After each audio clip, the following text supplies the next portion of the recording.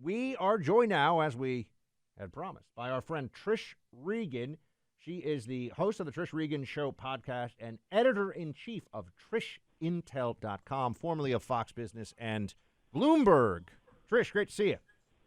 Hey, it's good to talk to you, Buck. So this is not a good moment for the American economy, particularly on the issue of gas prices. We pointed out before that as of this morning, we were just 3 cents off the all-time national gas average high from 2008, and it looks like it's about to get a lot higher.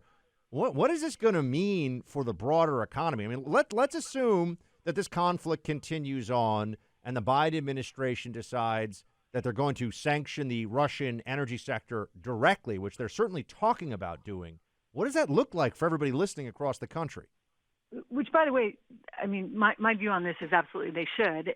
It's kind of obvious that if a country is just massacring people like we're seeing right now, we shouldn't be doing business with them. And we've certainly sanctioned plenty of other countries that haven't done anything quite close to that, right? So we're looking at right now in current trading, Buck, around $119 a barrel in oil. That's where it's trading. It was trading over the weekend on Sunday night. We saw up to 130. I'm hearing that the administration is fearful. It could go to 180. I hear from traders it could go to 180. You know what this is going to mean? It's going to mean very quickly you're going to be looking at $9 instead of $4 per gallon. You could be looking at $9 or even upwards of that on the gas pumps. I would say it doesn't have to be that way, and there are solutions that we should employ both in terms of drilling here at home and also looking to our neighbors.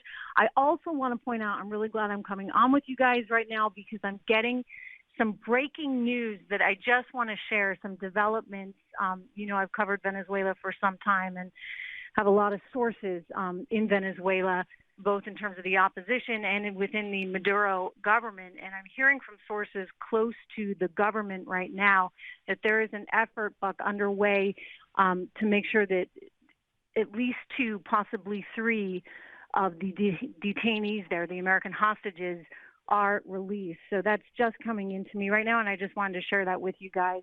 It's relevant as we talk about oil as well because so Trish, that would be a part of Venezuela trying to get the sanctions lifted, right? Yeah. So the sanctions have been put on Venezuela. They've been there, since 2019. There was hope, I think, that we were going to see a regime change in Venezuela. And if that regime change came about, you could potentially open up those oil fields in the Orinoco region, which I've been to. It is the most oil in the world. It dwarfs, it makes, Saudi Arabia's oil fields cannot compare to what's in the ground in Venezuela. The trick is it's super heavy, it's very tar-like, and you've got to refine this stuff, which our Texas refineries can do. You could get this out of the ground and to Texas in, a few days. So if they were successful in relieving the sanctions, you could see U.S. energy companies like Chevron or ConocoPhillips down there pumping all this stuff out and getting the supply chain to the U.S. The problem, of course, has been the sanctions. And so I suspect that there is going to be some diplomatic activity going on.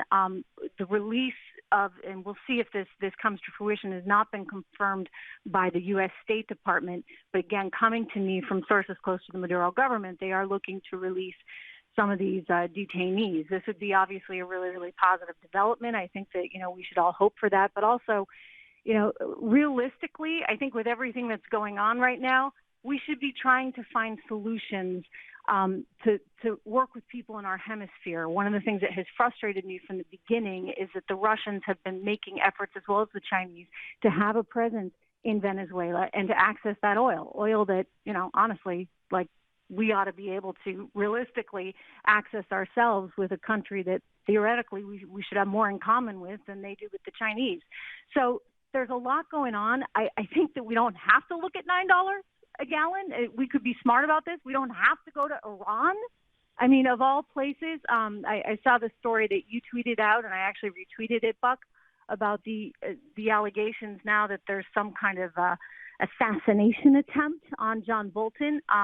Look, by Iran, this is a very sort of mixed up world right now, but we ought to be very precise and very thoughtful about how we ensure that our economy doesn't get just, thrown into a storm, into a total tornado, if you would, because of Russia. We've got to find other solutions. I mean, the most obvious one is that we should have had Keystone, right? Like, we absolutely should have allowed Keystone to go through. They've made mistake after mistake after mistake, and I'm just hopeful that on the policy front, on the international front, we can think thoughtfully about this so that everyday Americans don't pay the price. Because you know what, Buck? That's who it's going to hurt. Everyday Americans, middle Americans that are trying to, put food on the table and pay their bills. What are they going to do when it's $9 a gallon? And think about the ripple effect on the economy. Trish, this is Clay. I appreciate you coming on with us. We started off last hour talking about where this oil can come from, and the information you're sharing about Venezuela is fantastic. I said basically there's 5 places, right? And I'm curious what you would say in terms of analyzing this. What's the best case scenario? And I said, obviously, U.S., we got to increase the amount that we're producing. Saudi Arabia, it appears that the United States, the Biden administration has tried to isolate Saudi Arabia over the Washington Post journalist who was killed and tried to say MBS and crew are not great allies. It seems like that's changing. Venezuela, I ranked 3rd. And then I said Iran, obviously that's not where we want, and Russia is 5. Are there other places out there that to you we could go to avoid this possibility of $9 a gallon gas? And what would be the best possible outcome? I mean, obviously, Ukraine and Russia ending their conflict, right. But I'm talking about if we have to continue to use the oil and the gas in this universe and we're not going to have a rapid cessation of hostilities. So, Clay, to me, like, first and most obvious should be the U.S., right? But we only have, if you look at the map of all the reserves in the world, we actually don't have as much as a place like, Venezuela or Saudi Arabia. Venezuela, I mean, you're talking about probably the largest oil reserves in the world. I mean, they've got like 302 billion, I believe, compared to Saudi Arabia's 266 billion. The U.S. is looking around 35 billion. So in other words, you get 10 times that amount in Venezuela. I just think that, again, in the scheme of things, and by the way, Clay, if you don't know, and Buck knows this, I have been very, critical of the Maduro regime, and that's putting it very nicely over the years. The last couple of years, I've started to see, in part because they didn't really have a choice. I mean, once you had those sanctions slapped on you, how do you exist? You could have gone super Cuban-like, right, and really tried to rein in your economy that way, or you could have gotten more creative about it. They brought in a guy, Patricio Rivera, who was from Ecuador, the finance minister there. They came in. They're trying to implement, he's a very free market capitalist, some of these free market capitalist ideas, in part because they just had to, and they had to figure out, like, how can we get our oil to China? Well, why are we letting them send it to China, for goodness sakes? It's 3 hours off the coast of Miami. And, there's a lot more commonality, I think, that they have with us than we have, say, with Iran or they have with China. So I look at this right now. We won't allow Venezuelan oil in, but we allow Russian oil in. And I just think we've got to kind of take a deep breath. And I say this with, without, again, as someone who would love to see free market capitalism and democracy and all these good things in Venezuela. I think they've been trying. And I think instead of like just shunning them and saying, hey, forget about it. You go do business with the Chinese, you go do business with Iranians, you go do business with Russians. Like, why aren't we actually trying to think about what would make sense for us? And it seems to make sense that we should have a relationship. We can encourage democracy. Maduro has made it very clear. You know what? You can bring in all the people you want to look after our elections and make sure that they're fair.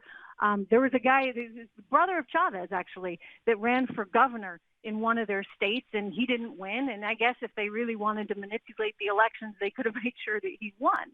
So we can have a presence there in a productive way that is good for them, but also good for us, right? I'd rather get my oil from the U.S. and then secondarily from Venezuela than from Iran or Russia or, frankly, even Saudi Arabia. TrishIntel.com, folks, for more from Trish Regan. Also check out the Trish Regan Show podcast. Trish, thanks for the expertise. Great to have you on. Great to be here.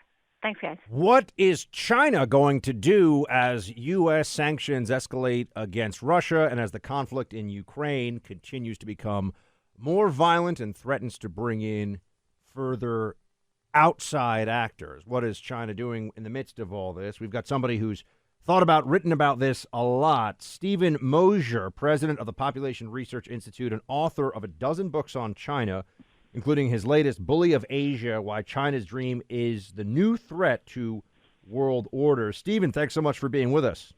Well, it's good to be with you guys. So you had a piece in the New York Post just a couple of days ago. With U.S. distracted by Ukraine, Xi is plotting his own invasion. We've been talking about this possibility for months. How sure are you that that is the Chinese strategy in response to Ukraine, and what indicators are we seeing? Well, we're seeing for the last few years, of course, multiple indicators. We have repeated incursions. I think we're up to a couple thousand incursions by Russian, Chinese fighters and bombers into Taiwan airspace.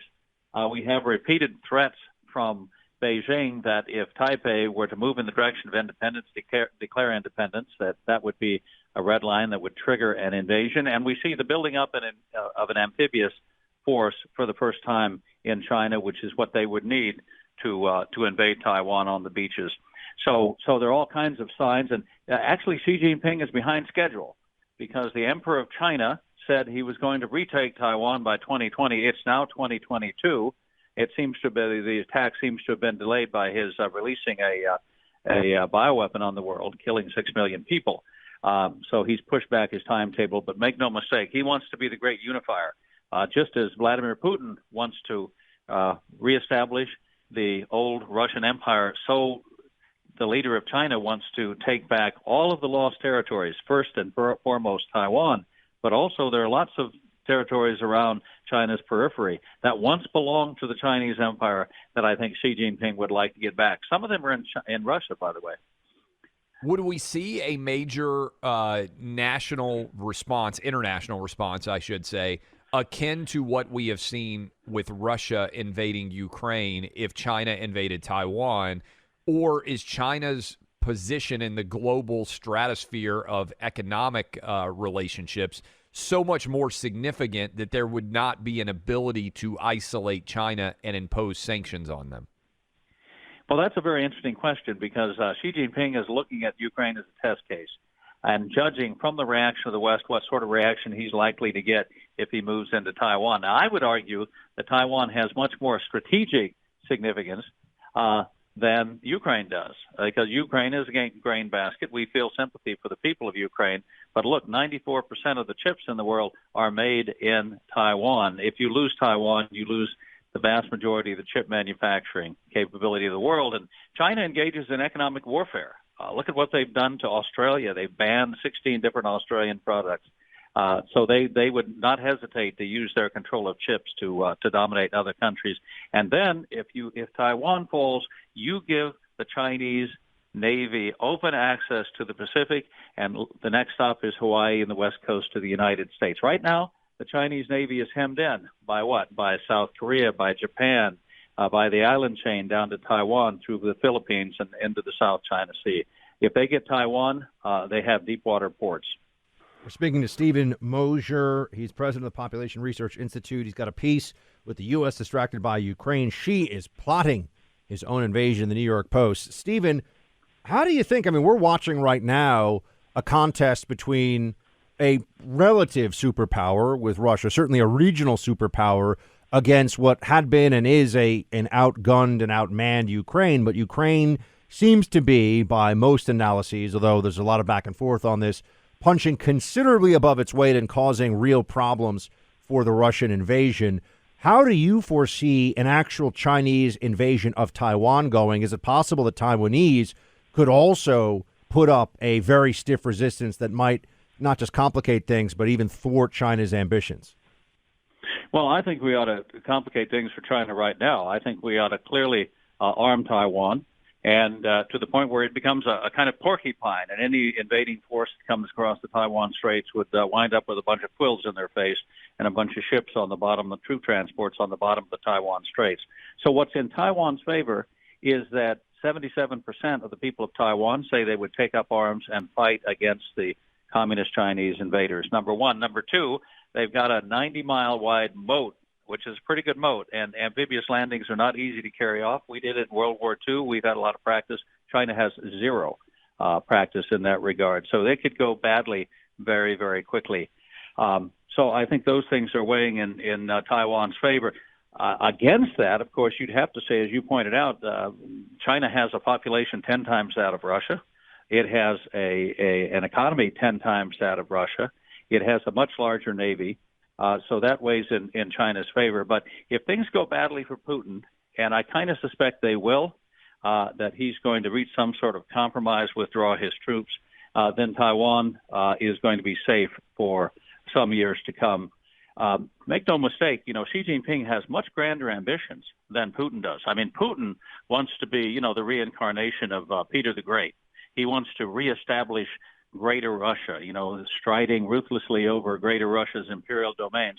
But Xi Jinping, like Chinese emperors past, is pursuing a much more grandiose vision. He wants to rule over all under heaven. That's what Tianxia, which is how you say it in Chinese. All under heaven means literally everything. So he won't be satisfied with just Taiwan. He wants to extend his reach throughout Asia. And I wouldn't be surprised now that Putin is the supplicant in the relationship, now that Putin and Russia are the junior partner in the relationship with China, that he wouldn't want to encroach on Russia at some point as well. So Putin ought to be careful. He's in dealing with Xi, his frenemy, right? His frenemy, friend or enemy, it can switch from day to day. He has to be very careful because China has global ambitions. Stephen, how would we commit troops, actual boots on the ground troops to defend Taiwan, in your opinion, because we have the strategic ambiguity policy, which is constantly being sort of hemmed and hawed on, but we've never really said. And if we did, would South Korea, would Japan, would Australia, would any European countries, and how quickly could we get there in the event of an invasion? Kind of take me into China begins the invasion and the United States does what? Well, I wrote a book about this called China Attacks back 20 years ago. And, of course, it was a novel, but I sort of imagined how the attack would take place and how we might get involved. The best way to defend against a Chinese invasion of Taiwan is simply to put the Seventh Fleet in the way, have the Seventh Fleet patrolling the Taiwan Straits. That's what we did in the offshore islands crises in 1958 under President Eisenhower, former general who knew what he was doing. He was asked about an invasion of Taiwan, and he said any invasion of Taiwan will have to run over the Seventh Fleet, and it never happened.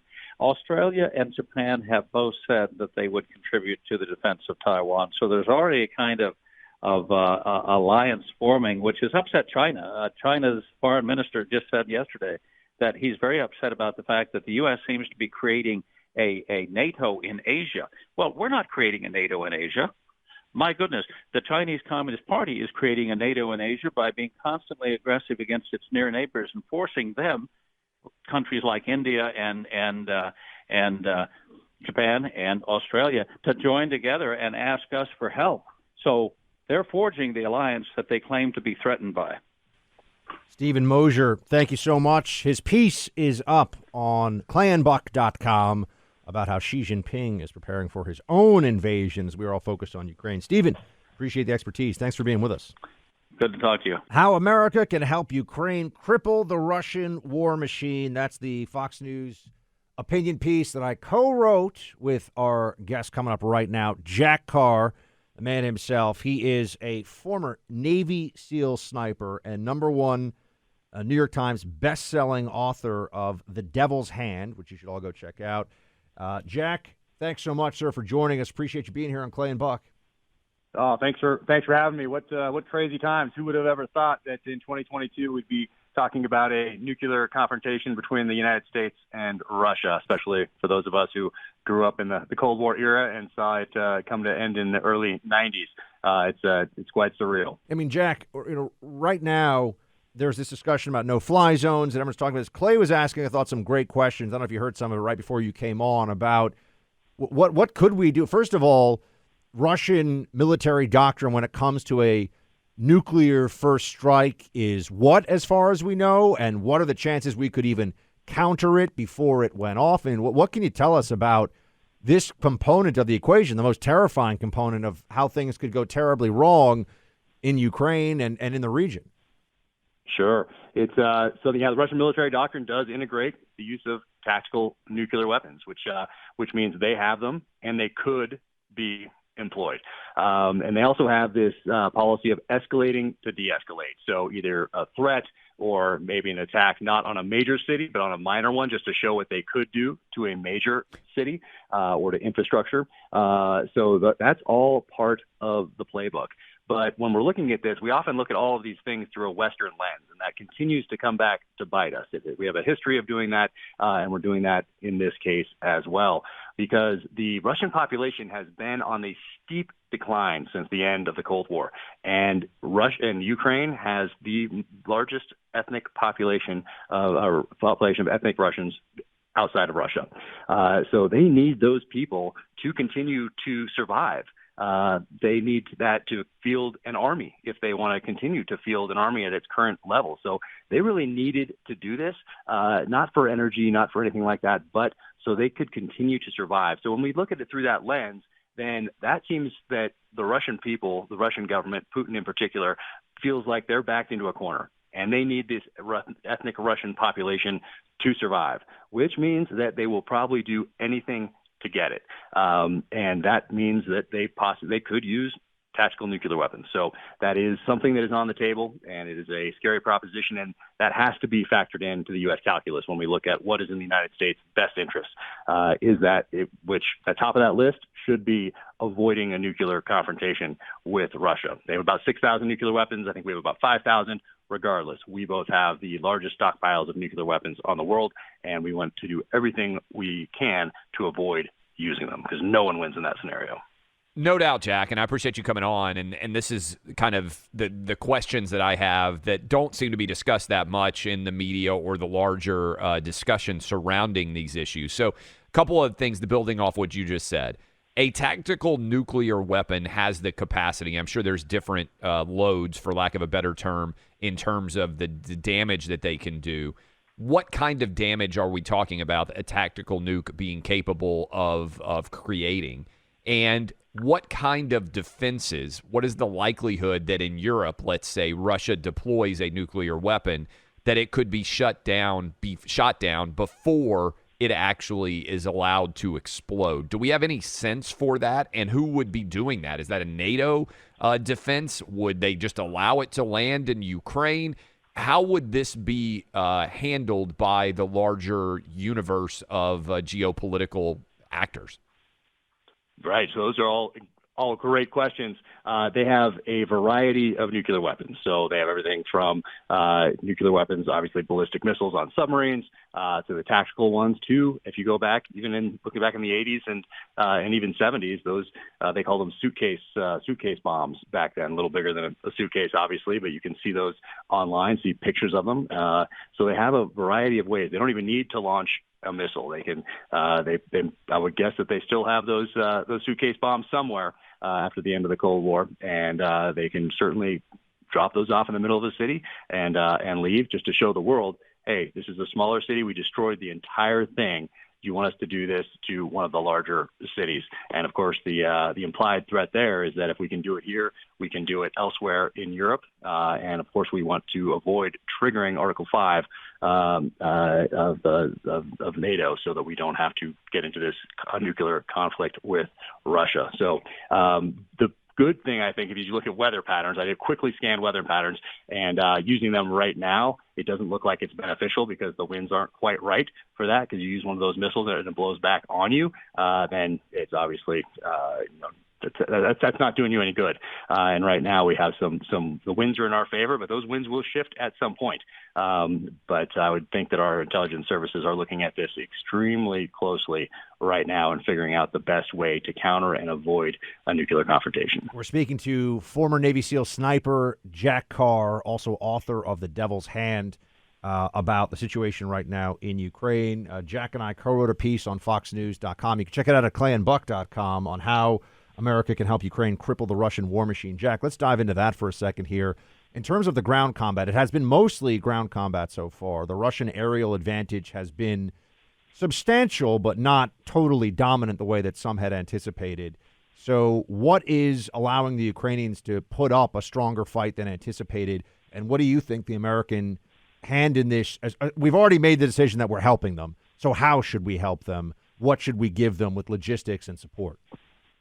Right. So it's interesting that the Russians are not dominating the skies right now, because you would think that would be one of the first things that they would do, because I think they can. They have that capability. So how do you counter that? Well, you can counter that with Stinger missiles, and we know that because we look at the Soviet experience in Afghanistan from 1979 to 1989, and when we got those Stinger missiles in there and trained the Mujahideen how to use them, that turned the tide of the war. And that was September 26, 1986, outside of Jalalabad, when they shot down 3 Soviet Hind helicopters. And after that, and up to that point, from 1979 until 1986, the Soviets dominated the skies over Afghanistan. After those Stingers were introduced, 3 years later, they were out. They lost that dominance in the sky.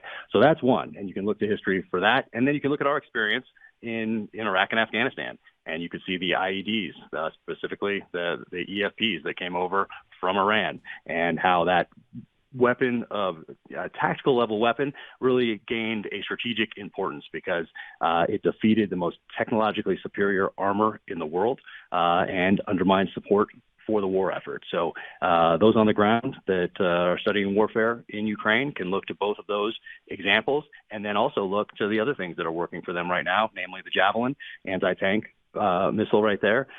So you get Stingers, you get Javelins, you get homemade, essentially IEDs, EFPs on the ground there, and you're in for a protracted fight.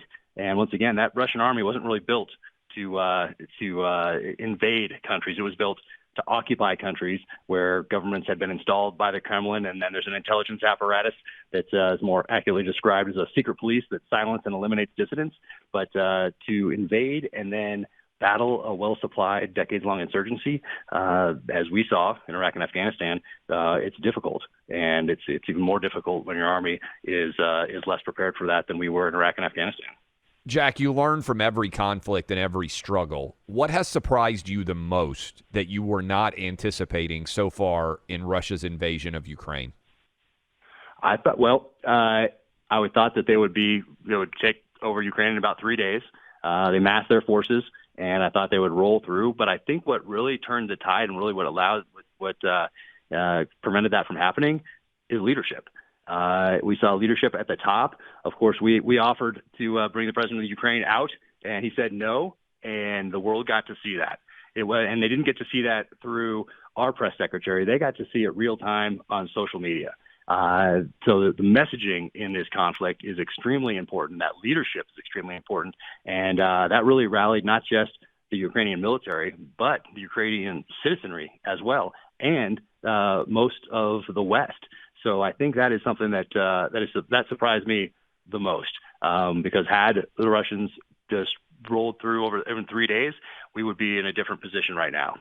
They'd probably be holding Ukraine. Maybe there'd be an insurgency. Maybe there wouldn't be, but the government would be decapitated, and there wouldn't be that leadership at the top. So it surprises me. That's one. And then two is that they didn't assassinate the president of Ukraine and have that be the trigger for the invasion. So those things were the most surprising, I think, thus far.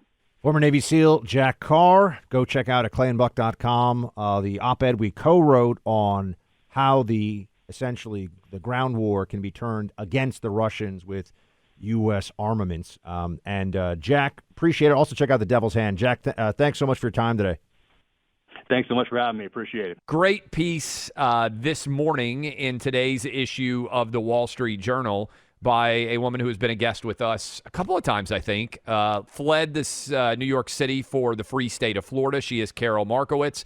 And the headline of your opinion piece in the Wall Street Journal is, and we talked about this some yesterday, New York City keeps masking toddlers. The school system's policy is an exercise in senseless cruelty. And Karol, this is crazy. I know you've got kids. I've got kids. Mm-hmm. We finally get kids K through 12 not required to wear a mask in New York City.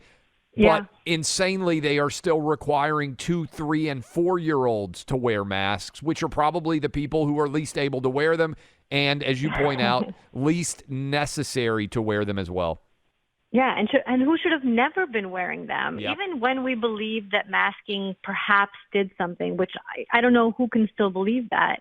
I don't think that anybody thought that kids under 5 should be masked ever. I mean, nobody else was doing this. Every time you saw a toddler being pulled off a flight, you could be sure that that video was taken in America because only we were masking toddlers. And it's crazy to me that it's March 2022 and I'm still writing about masks on small children as if there isn't a mountain of evidence that they don't need it. It's really soul crushing. I don't have my youngest is 6. So if we still lived in New York, this wouldn't affect me. But I cannot imagine that people are okay with unmasking everybody except 2, 3, and 4-year-olds. Karol, do you come across anybody? It's Buck, and thanks for being with us, of course, again. Do you come across people that will actively defend this? I mean, I find this fascinating. It feels like everything is always just, someone else says I have to do this, right? Like I'm just a cog in the machine. Mm-hmm. It's always tyranny by committee with these COVID idiots. And I'm just wondering, do you come across blue checks that are saying masking up children is necessary to save lives? No, I don't, because it makes no sense. So even if you believe that this segment of the population should mask because there is no vaccine, it doesn't make sense because only like 40% of New York City children are vaccinated 5 and up. So what you're saying is that just because the vaccine exists for the 5 and up, that they get to take off their masks. That makes no sense. And I don't see anybody defending it.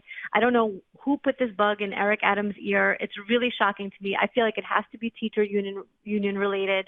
I don't know though, because obviously we don't have a media. Can I just ask you also, like the teachers union thing, Karol, for a while, because you've been on the forefront of this, and Clay and I both just really appreciate you writing on this, and you wrote in your recent New York Post op-ed that you were wrong at the beginning when you thought that school shutdown should happen. That's right. You actually believe in accountability, but you changed your mind when you saw the evidence. Mm-hmm. I thought we would all do that as a country. I gravely overestimated Democrats' honesty and basic decency on this stuff, but that only lasted a couple of months. Then I realized they're completely out of their minds.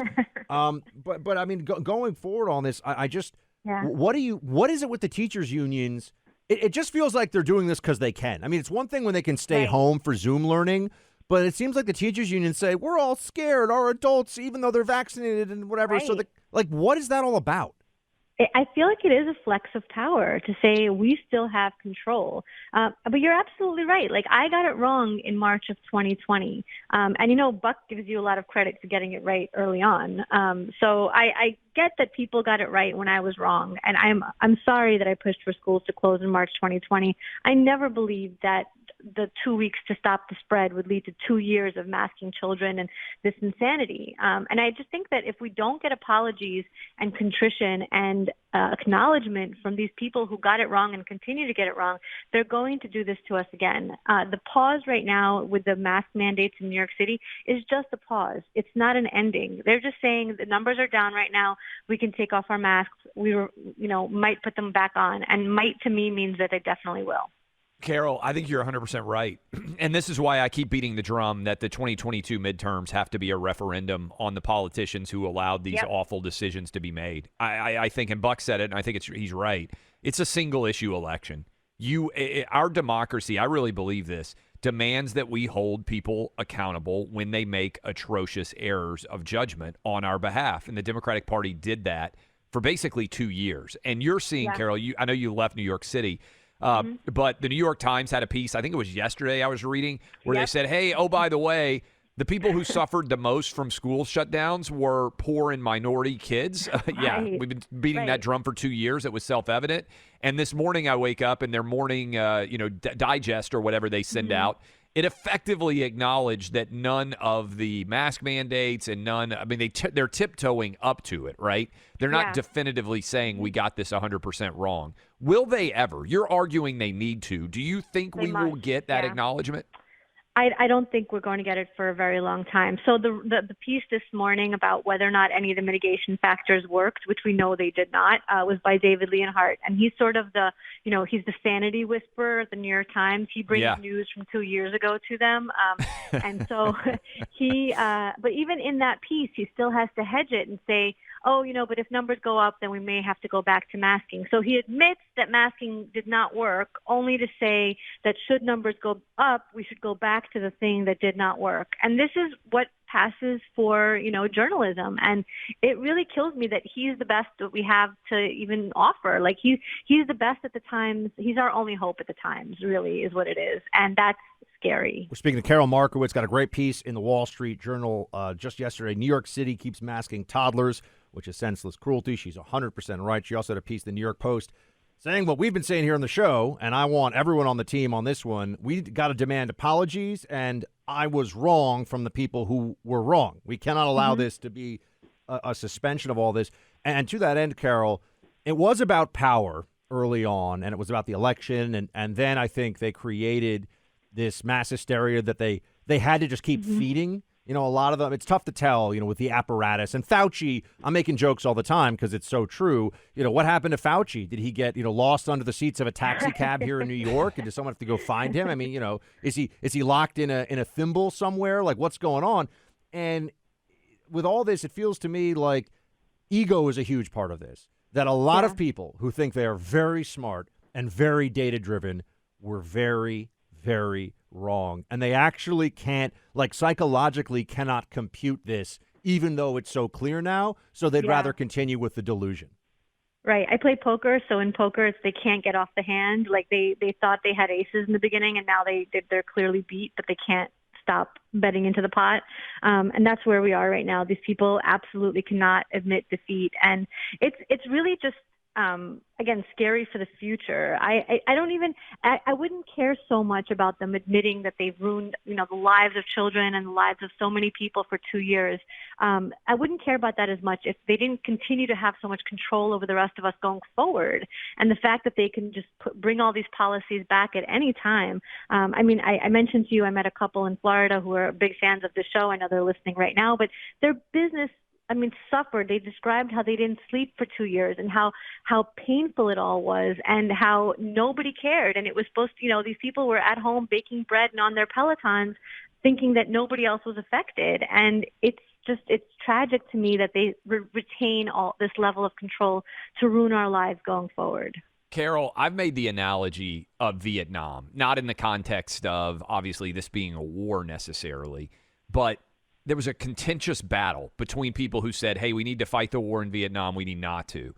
Now, if you talk about the history of Vietnam, almost no one will admit to believing that Vietnam made sense to ever fight. Will we end up with COVID where people like you, me, and Buck, and many of our listeners out there who've been fighting these anti-restriction, anti-lockdown arguments, where almost everybody just ends up arguing that they were on our side all along and no one will admit, 20 years from now that they ever believed kids needed to wear masks, that 2-year-olds needed to be masked up, or that kids should have ever been out of school? So what's wild is that's our best case scenario, right? Because if they don't admit it, then it's very easily we can have COVID 2028 and have it start all over again. And this is not something that it just ends. We could absolutely have a different pandemic. This happens, and these people, unless they go back and say I was wrong, unless they even internally say that, maybe not even to us, they're very likely to return back to the same mitigation factors. I mean, if you look at what the health agencies have been saying, Walensky said, I think in January that masking, it might have been December, sorry, but that masking provides 80% protection against viruses. And she said not just COVID, she said also flu and the common cold. Now, if that were true, we would be basically curing the common cold, but obviously that's not true. And it means that the masks are more effective than the COVID-19 vaccine, right? So they're still pushing these lies today. This is all is still very much in the present. None of this is in the past yet. They continue to lie to us today. So if in the future they are ashamed of themselves and pretend that they never believed it, that might be a win for all of us. No right, doubt. folks. Yeah, I mean, it's not over until they admit they were Yeah. wrong and they say they're sorry, and they are nowhere near that right now. That's right. Karol Markowicz, everybody. Karol, thanks so much. Appreciate it. Thanks We'll so talk to you much, soon. guys. Thank you. Thank you as well. We have our friend Raheem Kassam in the mix right now. He is the editor-in-chief of the National Pulse. They're breaking all kinds of news stories on a regular basis, including on the national security front. Raheem, my friend, great to have you back. Thank you for having me. What do you see going on right now? I mean, just at the macro level with this Ukraine situation, what's your take on how the West, how Europe and the U.S. have responded to this and where you see it going? Entirely predictable carnage, Buck. I mean, I have been talking about this Ukraine situation since the Maidan Revolution of 2014. I was actually in Kiev while that was going on. I didn't have any kind of understanding or preconceived notions of what was taking place on the ground when I left London to go there.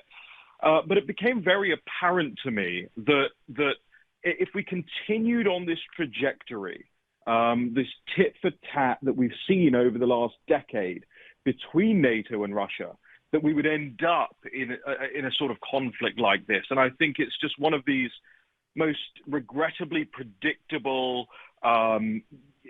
end results of a failed foreign policy that's emanated from London, from Washington, and has resonated across the Western world for the past several decades now. It's predominantly concerned with people making money. It's predominantly concerned with what we in the industry know as managed decline, and that is, sort of the very same notion that had Obama take his first foreign trip as president to Cairo and bow before the Eastern world and effectively say, we're sorry.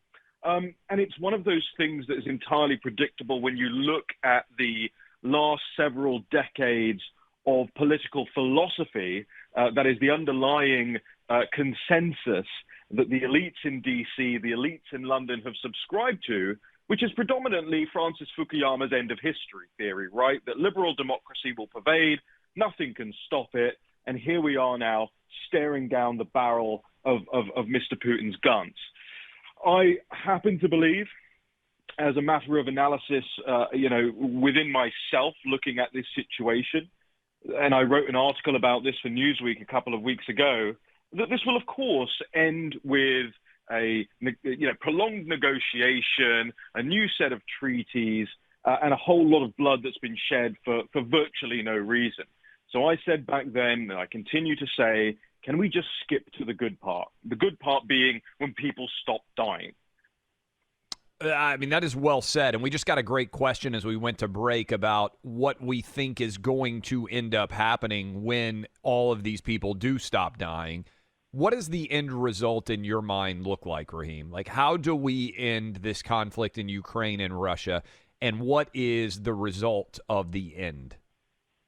Look, unless we as a civilization are willing to risk a pretty level of certainty behind a nuclear World War III for the sake of a non-NATO member country, and we can get into the Budapest Memorandum if people like as well, and these small pockets of disputed territories, then an end is necessarily coming to the table and saying, right, what is actually your beef?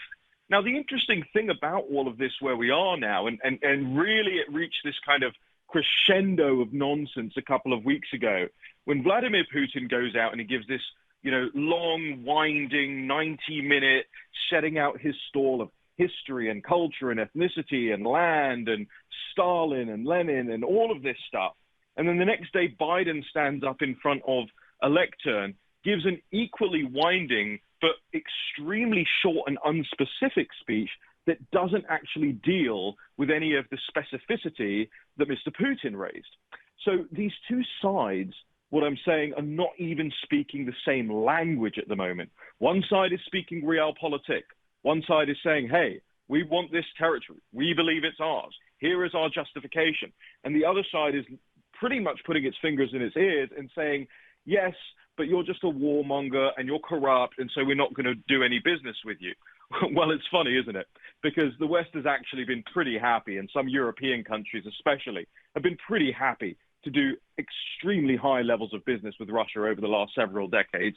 My country especially, selling football clubs, property, all sorts of things to the Russians for the past several decades. And now here we are, wringing our hands saying, how on earth could this have happened? You as a nation, as a civilization, we have sent mixed messages to Russia. On the one hand, you'll remember Barack Obama sort of whispering to Medvedev, I'll have more flexibility after the election. On the other hand, this posturing about how, Russia's so small, it's not a threat, we don't even have to worry about it. And all of those things lead to somebody like Mr. Putin looking at the West's foreign policy and national security apparatus and saying, well, they don't know what the heck they're doing. And that I fear is absolutely true. There are more parallels between what's coming out of the White House today with a show like The West Wing than there are parallels with actual geopolitical theory. I'm talking about Halford Mackinder, Mahan, all of these great geostrategic theorists who warned about, what happens in Eurasia and the control of that landmass and why those conflicts arise and how to avoid them. Well, I've yet to hear any of these geniuses in this administration, I call it a regime, this regime talking about those things. How do you actually bring this conflict to a close quickly? And that brings us to the other point, doesn't it? Do they want to bring this conflict to a close quickly? We're speaking to Raheem Kassam. He's editor-in-chief of the National Pulse. We should all go check it out. They're breaking great stories there on a regular basis. Raheem, I'm sure you caught this, but I wanted to bring it to the attention of our audience all across the country here. Yesterday, during a Senate Foreign Relations Committee hearing on Ukraine, Undersecretary of State for Political Affairs, Victoria Nuland, who anybody who knows who the neocons are knows from previous multiple administrations who Victoria Nuland is. This is an exchange I want everyone to hear with Marco Rubio and Nuland, and I want you to react to it. Play. Does Ukraine have chemical or biological weapons? Ukraine has biological research facilities, which, in fact, we are now quite concerned Russian forces may be seeking to gain control of. So we are working with the Ukrainians on how they can prevent any of those research materials from falling into the hands of Russian forces should they approach. I'm sure you're aware that the Russian propaganda groups are already putting out there all kinds of information about how they've uncovered a plot by the Ukrainians to release biological weapons in the country and with NATO's coordination. If there's a biological or chemical weapon incident or attack inside of Ukraine, is there any doubt in your mind that 100% it would be the Russians that would be behind it? There is no doubt in my mind, Senator, and it is classic Russian technique to blame on the other guy what they're planning to do themselves. Okay, Raheem, just two things here, because that went a little longer than maybe was helpful, because I wanted to go into this one part of it. If it's medical research that's being done, why wouldn't she just say, yeah, there's medical research, trying to cure cancer or whatever? And if it was just medical research, why refer to it as biological research that you're concerned the Russians may get a hold of? That struck a lot of people who are not trying to be conspiracy theorists as quite strange. Well, people will cast their minds back to the beginning of the pandemic when the likes of me were talking about this BSL-4 bioweapons, bio research facility in Wuhan, and the level of just flat-out denial that we heard at the time, that this thing was even something to be concerned about, something to look into. And then, of course, fast forward to just about a week ago, when people started to raise the specter of these issues in Ukraine, and almost the entirety of corporate media in the United States bore down pressure on people asking questions like Mr. Rubio just asked there, and said, this is fake news, this is Russian propaganda, no such things exist. And then come, obviously, to yesterday, where you have Nuland herself saying, and you're right to point out the very cagey terms that she uses there, right? And you can hear the kind of stuttering and stammering. And if people go and watch the video as well, you see her body language when she's talking about all of these things. She's very clearly deeply concerned about what is going on at these labs. Now, we did a little bit of digging into some of this last night, and we found out that actually none other than then Senator Barack Obama in 2005 was one of the people who helped set up U.S. aid going to Ukraine, to use the words that they used at the time in a press release, to secure these facilities in case of any accidents or like we're seeing now, whatever, conflicts and so forth. But it was really interesting to us that these web pages had been taken down over the last couple of years, and we actually had to go back through the web archives to find this information. Funnily enough, at the same time as as all of that is happening, who is nowhere to be seen? That would be Dr. Fauci, Mr. Fauci, as I call him, because he hasn't acted like a doctor over the past couple of years. And he's nowhere to be seen at the moment. So now the questions and the freedom of information requests will all start pouring in. Where were these labs? Who was funding them? What research was going on there? And what NIH grants, if any, and what NIAID grants, if any, were going, i.e. with Fauci's sign-off, to all of these things. Yes, this is now, and look, I got to tell you this.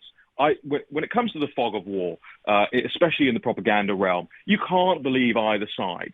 The numbers are nonsense.